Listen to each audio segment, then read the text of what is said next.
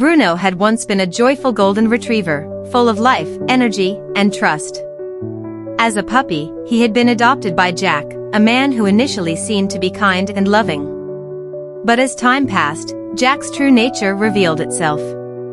He was a cruel man, filled with anger, and he took out his frustrations on Bruno. At first, the abuse was minor, ignored feedings, sharp words, and the occasional shove. But as the years went by, Jack's temper grew worse. He began to beat Bruno regularly, locking him outside in the freezing cold or under the scorching sun without food or water. Bruises and scars covered the dog's once golden coat, and his eyes, which had once been filled with love, dulled with fear. Bruno learned quickly, if he stayed quiet, if he curled up small enough, maybe the pain wouldn't be so bad.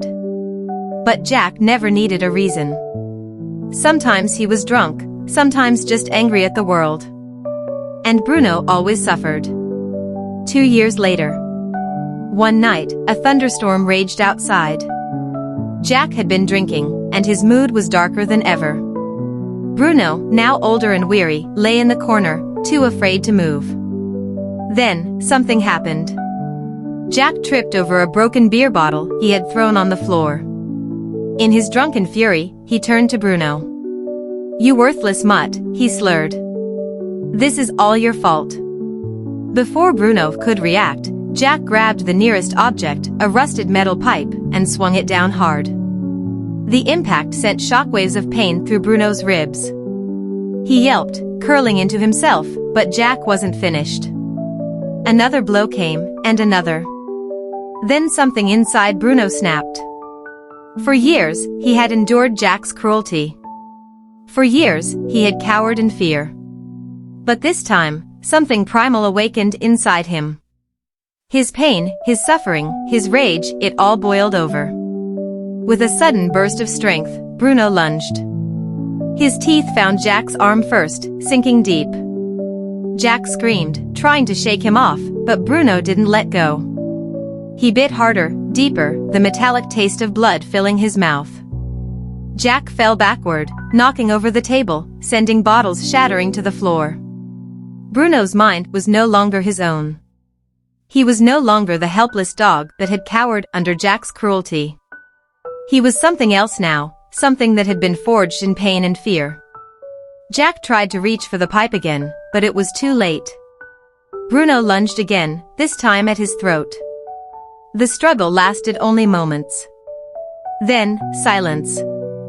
Jack's lifeless body lay on the floor, his eyes wide with terror, a pool of blood spreading beneath him.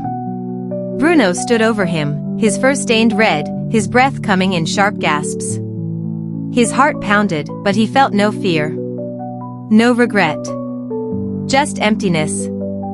The neighbors had heard the screams and called the police. When they arrived, they were met with a scene none of them could have imagined.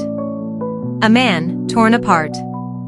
And a dog, standing motionless, staring at what he. The officers hesitated. Some of them knew about Jack's cruelty. They had heard the stories, seen the bruises on Bruno when he roamed the streets. But the law was clear, Bruno had killed a man. And that meant only one thing. He had to be put down. They approached him slowly, expecting him to run or fight. But Bruno did neither. He simply sat down, his tail still, his eyes hollow. He had done what he had to do. And now, he was ready for whatever came next. They took him to the local animal shelter while a decision was made. Some officers argued that Bruno deserved a second chance. Others said that an animal that had killed once could never be trusted again. The story spread quickly. Some called Bruno a monster. Others called him a hero. Animal rights activists demanded his release, claiming he had acted in self-defense. Others argued that once a dog crossed that line, there was no turning back. As Bruno sat in his kennel, staring at the cold metal bars, he didn't care about what the world thought. He didn't understand human rules or debates. All he knew was that for the first time in years, he wasn't afraid anymore. And that was enough.